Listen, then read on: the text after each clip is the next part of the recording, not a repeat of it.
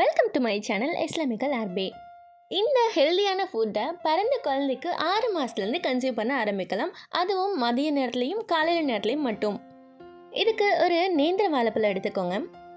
அது ஃபுல்லாக மேலேயும் கீழேயும் கட் பண்ணிவிட்டு 1க்கு 2-3 டைம் வாஷ் பண்ணிக்கோங்க. பொதுவாக நேந்திர வாழைப்பழத்தில் விட்டமின் சியும் vitamin A and vitamin B6 magnesium and high level of potassium இருக்குது. இது குழந்தைங்களுக்கு ரொம்பவுமே நல்ல சத்தான ஒரு உணவு. அதனால தான் இதை காலையிலையும் மதிய நேரத்துலையும் மட்டும் எடுக்கணும். ஈவினிங் டயத்துலையும் நைட் டைம்லையும் கொடுத்துறாதீங்க, செமிக்கிறதுல ப்ராப்ளம் வந்துடும். ஸோ இந்த மாதிரி கட் பண்ணி எடுத்த பின்னாடி நடுவில் இருக்க விதைகளையும் எடுத்துடலாம். குட்டி குட்டி பீஸாக கட் பண்ணிவிட்டு இந்த ஃபுட்டை 6 மாதம் முடிகிற டைமில் நீங்கள் ஸ்டார்ட் பண்ணிக்கோங்க. ஒரு 1/4 வாழைப்பழம் மட்டும் எடுத்தால் போதும். அதுவே அந்த குழந்தைங்களுக்கு போதும் தான். அது ஃபுல்லாகவும் கம்ப்ளீட் பண்ண மாட்டாங்க. பட் இருந்தாலும் நீங்கள் அந்த மெஷர்மெண்ட்டில் எடுத்துக்கோங்க.